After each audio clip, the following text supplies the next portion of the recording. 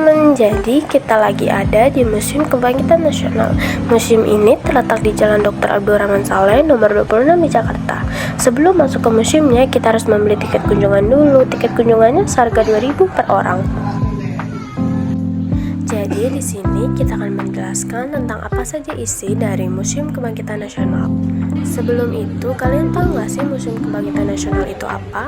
Museum Kebangkitan Nasional adalah sebuah gedung yang dibangun sebagai monumen tempat lahir dan berkembangnya kesadaran nasional, dan juga ditemukannya organisasi pergerakan modern pertama kali dengan nama Budi Utomo. Oke, di sini kita akan menjelaskan tentang sejarah gedung Kebangkitan Nasional. Yang pertama ada apa aja sih? Yuk. Ya, ikutin. Oke, di sini ada ruang pengajar Sofia. Pengajar Sofia berjumlah 12 orang yang biasanya dibantu oleh asisten pengajar yang berasal dari lulusan pelajar Sofia terbaik. Setiap tahun, pengajar Sofia mengalami perubahan karena ada yang mendapatkan hak cuti untuk pulang ke Belanda. Pengajar Sofia akan menepati ruang pengajar pada saat menjelang kegiatan pembelajaran, saat istirahat, sekolah, dan sesuai kegiatan pembelajaran lainnya.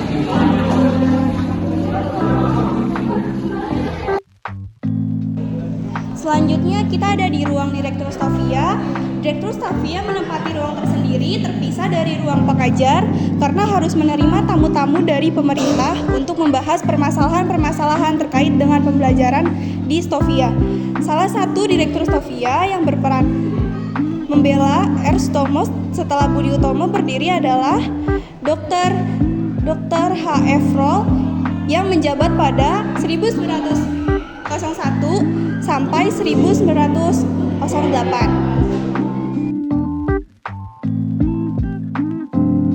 Nah, sekarang kita ada di ruangan media pembelajaran Sofia. Pembelajaran Sofia lebih menekankan praktek sehingga dibutuhkan media pembelajaran yang memudahkan simulasi dalam pembelajaran.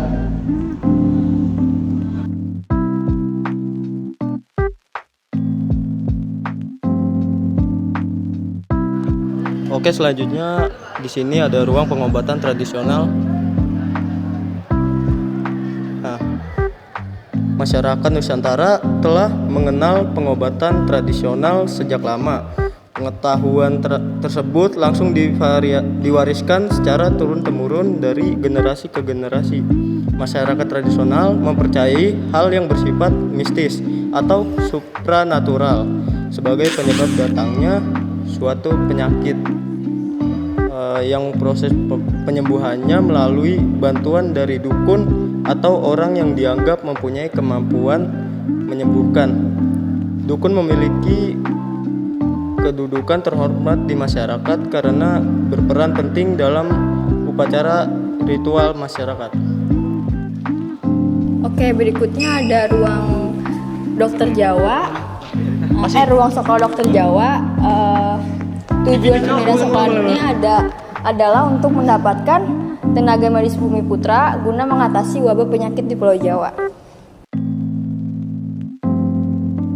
Nah, berikutnya ada ruangan Memorial Budi Utomo. Ruangan ini menjadi saksi terbentuknya organisasi Budi Utomo. Lihat berikutnya.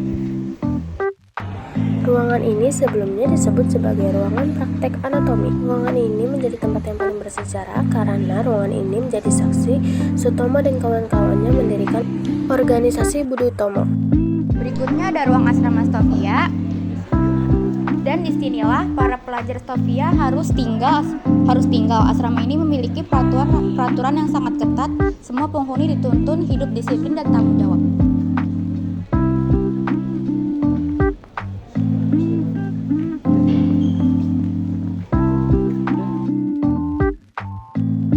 Berikutnya ada ruangan pelopor Kebangkitan Nasional. Pada 20 Mei 1908, Sofia mendirikan Perkumpulan Budi Utomo. Perkumpulan ini memiliki 40 cabang dengan 10.000 orang anggota.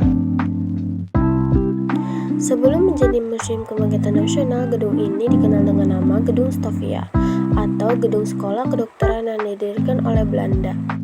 Sekolah kedokteran zaman Belanda ini dikenal oleh para pribumi dengan nama Sekolah Dokter Bumi Putra. Ada banyak alasan mengapa gedung ini menjadi gedung penting bagi sejarah bangsa Indonesia. Pertama, gedung ini adalah saksi lahirnya organisasi-organisasi pergerakan kebangsaan seperti Budi Utomo, Trikoro Darmo atau Jong Java, Jong Minahasa, dan Jong Ambon. Yang kedua, gedung ini juga merupakan sekolahan elit yang sudah mencetak beberapa tokoh kebangsaan yang berjasa besar bagi Indonesia. Gedung yang terbagi menjadi 4 bagian ini difungsikan sebagai Museum Budi Utomo, Museum Wanita, Museum Pers, dan Museum Kesehatan. Baru pada 7 Februari 1984, Gedung Stovia ini resmi menjadi Museum Kebangkitan Nasional.